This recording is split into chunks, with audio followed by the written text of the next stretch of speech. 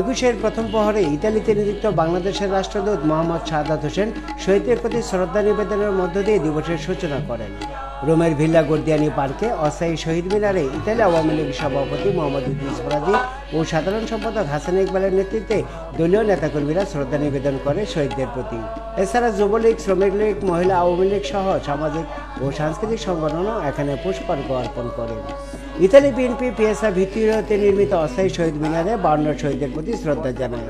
এখানে বিএনপির সাবেক সভাপতি লক্ষ্মীতুল্লাহর নেতৃত্বে বিএনপি, শ্রমিক দল, রোম মহানগর যুবদল, মহিলা দল সহ বিপুল সংখ্যক প্রবাসী অমর শহীদদের প্রতি ফুলের শ্রদ্ধা জানায়।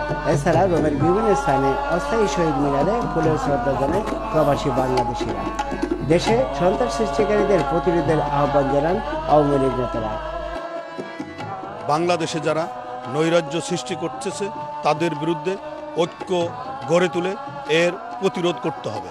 আমি শ্রদ্ধার সাথে স্মরণ করছি সেই ভাষার শহীদকে যারা বাংলার দামাল ছেড়ে বাংলা ভাষাকে এনে দিয়েছিল। আজ বাংলা ভাষা আন্তর্জাতিক মাতৃভাষা দিবস হয়েছে।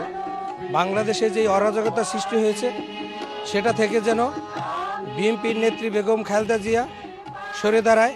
আমাদের একটাই শপথ নেওয়া উচিত যে দেশকে এই রাক্ষসীর হাত থেকে রক্ষা করে দেশে শান্তি ফিরিয়ে আনে। বাংলা ভাষার প্রচলন বাড়াতে এবং প্রবাসে বেড়ে ওঠা আগামী প্রজন্মকে দেশীয় সংস্কৃতিতে গড়ে তোলার আহ্বান জানান ইতালির বাংলাদেশিরা। যারা নিজের ভাষায়, নিজের মাতৃভাষায় কথা বলে সবার জন্যই এই দিনটা অত্যন্ত গুরুত্বপূর্ণ। আজকে বোঝা গেল যে আমরা এখানে বাংলাদেশিরা ইটালিতে, আমরা ইটালি মনে হচ্ছে না, আমরা বাংলাদেশ মনে হচ্ছে এখানে। আজকের দিনে শপথ হোক আগামী প্রজন্মকে বাংলা শেখাতে হবে। গণতান্ত্রিক কামে সমস্ত ভাই বোনদেরকে আল্লাহ তুমি হেফাজত করো। আমরা সবাই ঐক্যবদ্ধভাবে এই ফ্যাসিস্ট সরকারকে ক্ষমতা থেকে বিতাড়িত করবো ইনশাআল্লাহ। এবারের একুশে ইতালি প্রবাসী আগামী প্রজন্মকে দেশীয় সংস্কৃতিতে গড়ে তোলার পাশাপাশি দেশের চলমান সহিংসতা নিরসনে বর্তমান সরকারের প্রতি আহ্বান জানিয়েছেন প্রবাসী বাংলাদেশিরা। তারা বলেছেন এভাবে দেশ চললে দেশ পিছিয়ে যাবে অনেকখানি। Hasan Mahmud, Piazza Gordiani park, Rome, Italy.